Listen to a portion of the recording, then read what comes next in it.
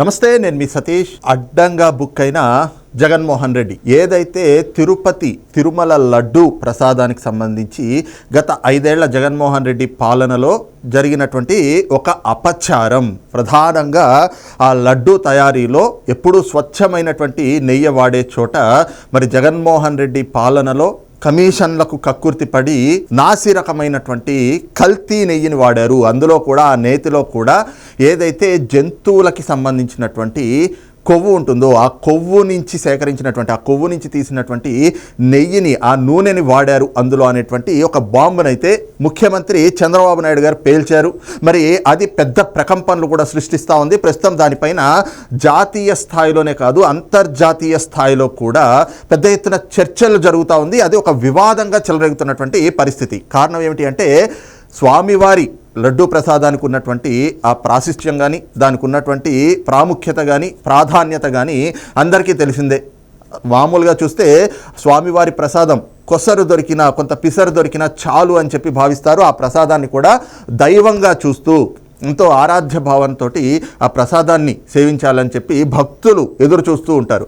అలాంటి స్వామివారి ప్రసాదాన్ని దశాబ్దాలుగా ఎంతో నిష్టగా అక్కడ ఉండేటువంటి శ్రీ వైష్ణవులు అది స్వచ్ఛమైనటువంటి నేతితోటి, అందులో కూడా కలిపేటువంటి పదార్థాలన్నీ కూడా నంబర్ 1 క్వాలిటీ ఉన్నటువంటివే వినియోగిస్తూ ఉంటారు. కానీ గత 5 ఏళ్ల జగన్మోహన్ రెడ్డి పాలనలో తిరుమల క్షేత్రంలో జరగనటువంటి అపచారం అనేటువంటిది లేదు. ప్రధానంగా చూస్తే మాడ వీధుల్లో పందులు తిరగడం దగ్గర నుంచి కావచ్చు, అక్కడ రాజకీయాలు మాట్లాడినటువంటి వైసీపీ నేతల్ని చూసాం, అన్యమత ప్రచారాలు చూసాం, మద్యం ఏమిటి, సిగరెట్లు ఏమిటి, గుట్కాలు ఏమిటి, ఖైనీలు ఏమిటి, ఆఖరికి మాదక ద్రవ్యాలు కూడా లభ్యమైనటువంటి దుర్భరమైనటువంటి పరిస్థితులు తిరుమల కొండపైన చూసాం. ఇన్ని అపచారాలన్నీ కూడా జగన్మోహన్ రెడ్డి పాలనలోనే, అంతకు ముందు కానీ ఆ తర్వాత ఇప్పుడు కానీ అక్కడ అలాంటి పరిస్థితులు లేవు. కానీ గత 5 ఏళ్ల జగన్మోహన్ రెడ్డి పాలనలో తిరుమల క్షేత్రానికి ఉన్నటువంటి పవిత్రతను కూడా చంపేసే విధంగా మరి ఆనాటి పాలకులు, ఆనాటి బోర్డు చైర్మన్లుగా ఉన్నటువంటి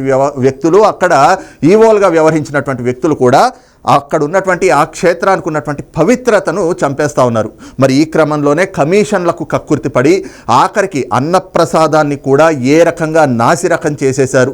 దానిపైన భక్తులు ఆగ్రహం వ్యక్తం చేసినటువంటి అంశాలు కూడా మనం చూసాం. ఇకపోతే లడ్డూ ప్రసాదం, అందులో ఏవైతే గనక వినియోగించేటువంటి పదార్థాలను కూడా, లడ్డూ ప్రసాదంలో వినియోగించేటువంటి పదార్థాలను కూడా కల్తీ చేస్తూ నేతిలోని, అంటే స్వచ్ఛమైనటువంటి నెయ్యి వాడాల్సిన చోట కూడా ఫిష్ ఆయిల్, అలాగే బీఫ్కి సంబంధించినటువంటి ఆయిల్, ఇలాంటి ఏదైతే పశువుల నుంచి, జంతువుల నుంచి వచ్చేటువంటి నూనె, వాటి కొవ్వు నుంచి వచ్చేటువంటి నూనె పదార్థాలు ఉంటాయో అవి కలిపినటువంటి నేతిని వినియోగించి ఆ లడ్డూ ప్రసాదానికి ఉన్నటువంటి ఆ విశిష్టతను కానీ, దానికి ఉన్నటువంటి ఏదైతే గనక ప్రాధాన్యత అంటాం, ఆ ప్రాధాన్యతను కూడా చంపేసినటువంటి అంశం. మరి ఇది పెద్ద ఎత్తున వివాదంగా చెలరేగి ఆఖరికి దీనిపైన అనేక డిమాండ్లు కూడా వస్తూ ఉన్నాయి. ఇప్పటికే హిందూ ధార్మిక సంఘాలు కూడా ఏదైతే జరిగినటువంటి అపచారం పైన మండిపడుతున్నటువంటి పరిస్థితి. అలాగే రాజకీయ పక్షాలు కూడా ఈ రోజున పార్టీలకు అతీతంగా మరి గత 5 ఏళ్ల జగన్మోహన్ రెడ్డి పాలనలో తిరుమల క్షేత్రంలో జరిగినటువంటి అపచారం పైన సిబిఐ విచారణ జరపాలి అన్నటువంటి డిమాండ్లు కూడా వాళ్ళు వ్యక్తం చేస్తున్నటువంటి పరిస్థితి. మరి ఈ క్రమంలోనే ప్రధానమంత్రి, దేశ ప్రధాని నరేంద్ర మోడీ కూడా ఈ అంశంపైన ఆగ్రహం వ్యక్తం చేశారు. కేంద్ర హోంశాఖ మంత్రి అమిత్ షా గారు కూడా మరి ఈ విధమైనటువంటి చర్యలు జరగటం ఏమిటి అంటూ ఆగ్రహం కూడా వ్యక్తం చేసినటువంటి క్రమంలో మరి ఇదంతా కూడా తమ మెడకి చుట్టుకుంటోంది, ఈ వివాదం తమ మెడకి చుట్టుకుంటోంది. రాజకీయంగా కూడా ఇది తమకు పెద్ద ఎత్తున దెబ్బ తగిలేటువంటి ప్రమాదం పొంచి ఉంది అని జగన్మోహన్ రెడ్డి మరి ఈ వివాదం తెరపైకి వచ్చి 48 గంటలు గడుస్తూ ఉంటే ఈ రోజున తీరిగ్గా మీడియా ముందరికి వచ్చారు. మీడియా ముందరికి వచ్చి ఆయన మాట్లాడాల్సినటువంటి అంశం ఏంటి, నిజంగా తమ పాలనలో ఇలాంటివి జరిగినాయా, జరగలేదా, ఈ విషయాలు చెప్పకుండగా ఇక్కడ కూడా దీన్ని కూడా రాజకీయం చేస్తూ, దీనిపైన కూడా మళ్ళీ ఏదైతే కూటమి ప్రభుత్వం, ముఖ్యమంత్రి చంద్రబాబు నాయుడు గారు ఆయన ఏదో రాజకీయ కక్షలతోటి, రాజకీయ దురుద్దేశాలతోటి ఈ రకమైనటువంటి ప్రచారాలు చేస్తున్నారు అంటూ కూడా జగన్మోహన్ రెడ్డి అక్కడ కూడా అసలు అసందర్భ ప్రేలాపనలు అంటారు, అలాగా అసందర్భమైనటువంటి పథకాలని చెప్పి, సూపర్ 6 అని చెప్పి ప్రజల దృష్టి మరల్చాలి, మళ్ళీ ఈ అంశం నుంచి ప్రజల దృష్టి మరల్చే దిశగా మళ్ళీ డైవర్షన్ పాలిటిక్స్ చేయడమే పనిగా పెట్టుకుని ఈ రోజున ఆయన మీడియా సమావేశం అంతా కూడా కొనసాగినట్లుగా చాలా స్పష్టంగా కనిపిస్తూ ఉంది. కారణం ఏమిటి అంటే ఆయన మాట్లాడినటువంటి ఆ మీడియా సమావేశంలో 10 నిమిషాల నుంచి 15 నిమిషాలు ఏదైతే ఈ తిరుమల లడ్డు వివాదం ఈ రోజున ప్రకంపనలు సృష్టిస్తూ ఉందో, మరి ఈ అంశంలో తమ పాలనలో జరిగినటువంటి తప్పిదాలు ఏమిటి, అసలు ఏం జరిగింది అనేటువంటి అంశాన్ని 10 నిమిషాల నుంచి 15 నిమిషాలు చెప్తే అరగంట సేపు కూటమి ప్రభుత్వం సూపర్ 6 అమలు చేయలేదు, కూటమి ప్రభుత్వం ఆ పథకాన్ని అమలు చేయలేదు, కూటమి ప్రభుత్వం ఈ పథకాన్ని అమలు చేయలేదు. అక్కడ జరుగుతున్నటువంటి ఇష్యూ ఒకటి, తమపై వచ్చినటువంటి ఆరోపణ ఒకటైతే ఆరోపణలో నిజాలేమిటి, మరి తమ పాత్ర లేదు అందులో, అది కేవలం ఆరోపణ మాత్రమే అయితే నిజ నిర్ధారణ ఏ విధంగా చేసుకోవాలి అనేటువంటి అంశాన్ని పక్కన పెట్టి మళ్ళీ కూటమి ప్రభుత్వం పైన ప్రభుత్వము ఆ పథకాలు ఈ పథకాలు ఇవ్వలేదు అంటూ జగన్మోహన్ రెడ్డి చేసినటువంటి వ్యాఖ్యలన్నీ కూడా ఆయన ఏ రకమైనటువంటి రాజకీయ ఉద్దేశాలతోటి మాట్లాడారు అనేటువంటిది కూడా స్పష్టం చేస్తూ ఉంది. మరి జగన్మోహన్ రెడ్డి గారు మాట్లాడినటువంటి మాటలు ఏమిటి అనేటువంటిది కూడా చిన్న చిన్న బిట్లే ఉన్నాయి, అవి కూడా ఒక్కసారి క్లుప్తంగా చూస్తే అర్థమైపోతుంది మరి జగన్మోహన్ రెడ్డి గారు ఏం మాట్లాడారు అని. NABL సర్టిఫై చేసిన సంస్థ నుంచి, అంటే NABL అంటే నేషనల్ అక్రెడిషన్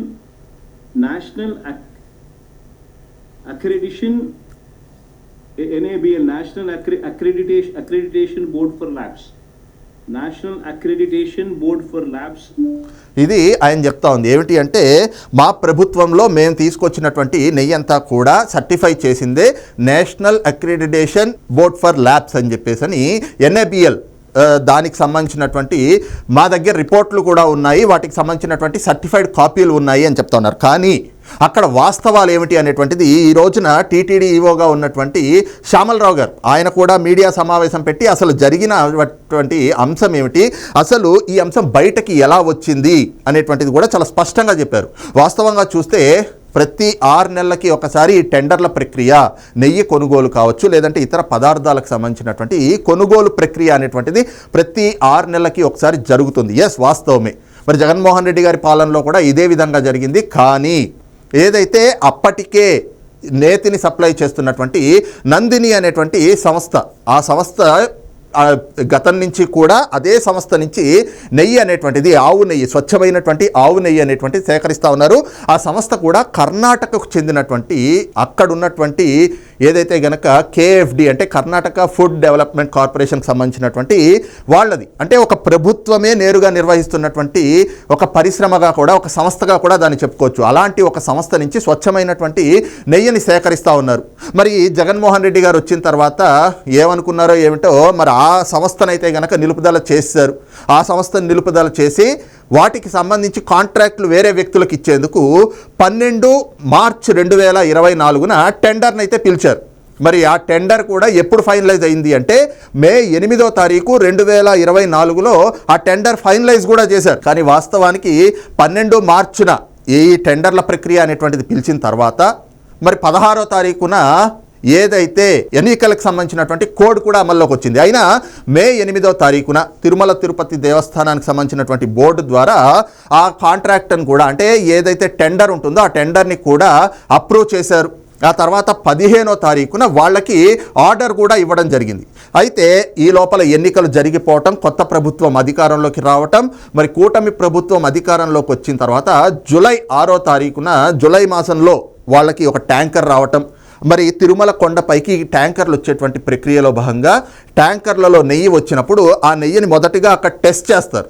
అక్కడ టెస్ట్ చేసి 3 రకాలైనటువంటి టెస్టులు చేసిన తర్వాత ఆ టెస్ట్లలో ఆ నెయ్యిలో ఎటువంటి కల్తీ లేదు అని నిర్ధారణ అయితేనే, అలాంటి ఒక నివేదిక వస్తేనే ఆ నేతిని వినియోగానికి అనుమతిస్తారు. లేకపోతే గనక ఆ వచ్చినటువంటి నేతిని కానీ ఆర్డర్ని కూడా క్యాన్సిల్ చేసేస్తారు. ఇదే 2014 నుంచి 2019 మధ్యన చూస్తే ఆనాటి తెలుగుదేశం ప్రభుత్వంలో కూడా ఇలా టెస్టులు చేసినప్పుడు 14 సార్లు, సుమారుగా 14 సార్లు దాంట్లో క్వాలిటీ లేదనో లేదంటే గనక టెస్ట్ రిపోర్ట్లలో మరి నెగిటివ్ వచ్చిందని చెప్పు 14 సార్లు వాటిని వెనక్కి పంపించేసినటువంటి పరిస్థితి. మళ్ళీ ఫ్రెష్గా వాళ్ళు ఏదైతే గనక నేతిని కూడా మళ్ళీ స్వచ్ఛమైనటువంటి నేతిని పంపించారు. అదే జగన్మోహన్ రెడ్డి గారు ఈ రోజున చెప్పుకుంటా వచ్చారు, మా పాలనలో అయితే 18 సార్లు మేము ఆ రకంగా రిజెక్ట్ చేశాము, మాకు ఏదైతే గనక దాని స్టాండర్డ్స్కి తగ్గట్టుగా నివేదికలు రానందువల్ల 18 సార్లు మేము చేసుకుంటూ వచ్చాము అని చెప్పి జగన్మోహన్ రెడ్డి గారు చెప్పుకొచ్చారు.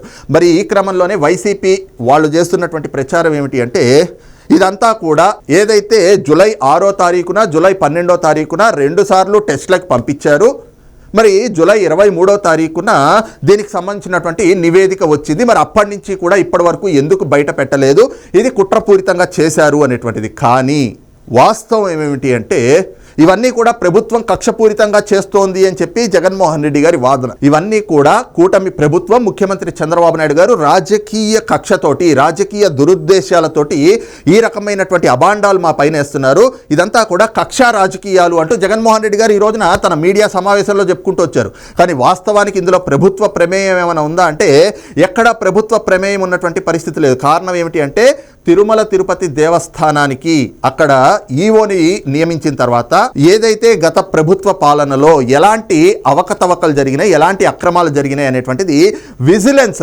వాళ్ళ విచారణను ప్రారంభించారు.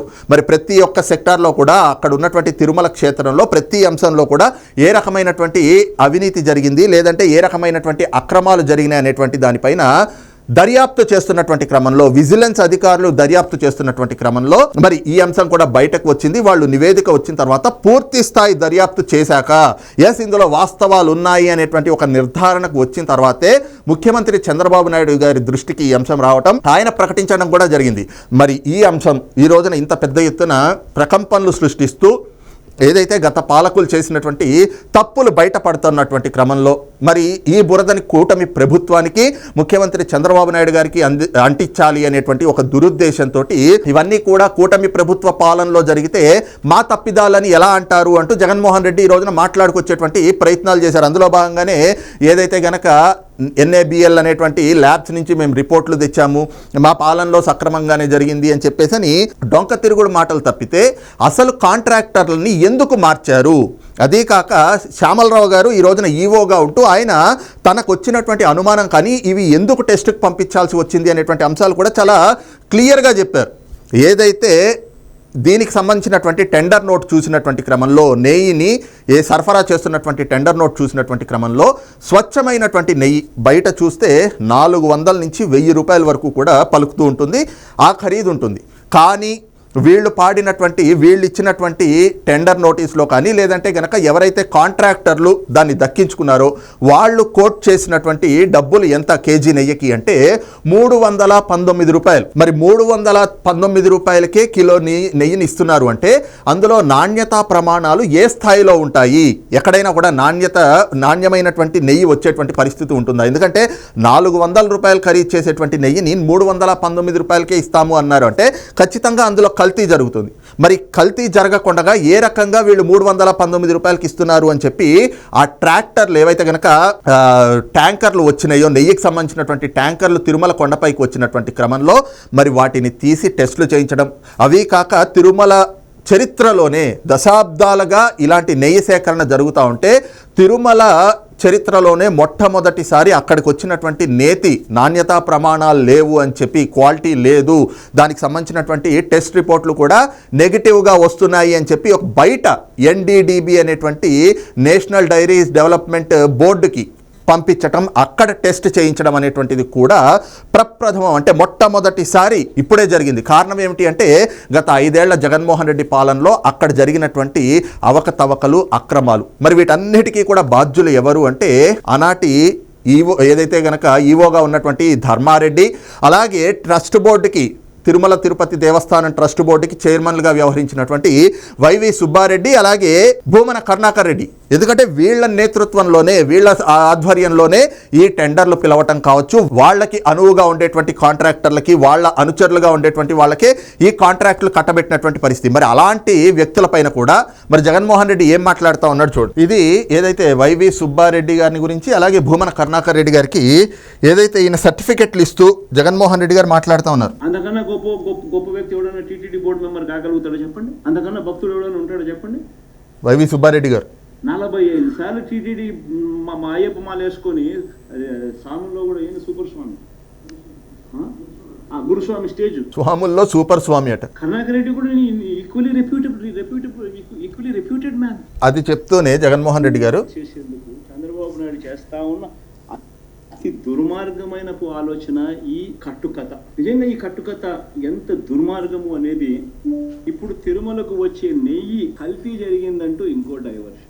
ఇది నిజంగా అన్నిటికన్నా ఇంకా ఆశ్చర్యం కలిగించే పెద్ద డైవర్షన్.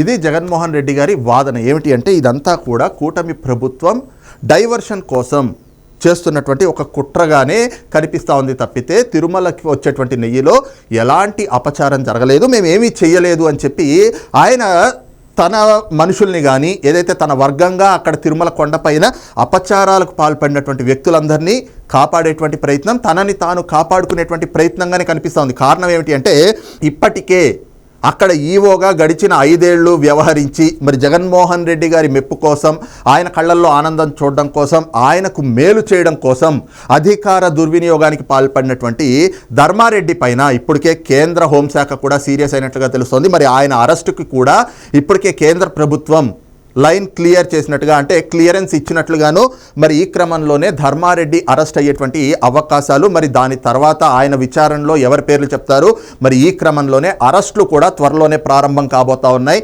వైవి సుబ్బారెడ్డి అలాగే భూమన కరుణాకర్ రెడ్డిలని కూడా అరెస్ట్ చేసేటువంటి అవకాశం ఉంటుంది. మరి అలాగే ఎందుకంటే వాళ్ళే టీటీడీ బోర్డు చైర్మన్లుగా వ్యవహరించారు 5 ఏళ్ల పాటు. మరి ఈ క్రమంలోనే చైర్మన్ల ఎంపిక చేసేది కానీ లేదంటే ఏది జరిగినా ప్రభుత్వాధినేతగా జగన్మోహన్ రెడ్డి గారి పాత్ర కూడా ఉంటుంది. కాబట్టి ఈ తిరుమల లడ్డు వ్యవహారం ఈ రోజున జాతీయ అంతర్జాతీయ స్థాయిలో ప్రకంపనలు సృష్టిస్తున్నటువంటి నేపథ్యంలో మరి ఈ అంశంలో జగన్మోహన్ రెడ్డి గారు అడ్డంగా బుక్ అయిపోగా మరి ఆయన కోసం అధికార దుర్వినియోగాలకు పాల్పడినటువంటి వ్యక్తులంతా కూడా రాబోయేటువంటి రోజుల్లో అరెస్ట్ కాబోతా ఉన్నారు అనేటువంటి సంకేతాలు కూడా చాలా బలంగా కనిపిస్తున్నటువంటి పరిస్థితి ప్రస్తుతం ఆంధ్రప్రదేశ్లో కనిపిస్తూ ఉంది. మరి ఈ అంశం పైన మీ అభిప్రాయం ఏమిటనేటువంటిది కూడా కింద కామెంట్ సెక్షన్లో మెన్షన్ చేయండి. Thank you.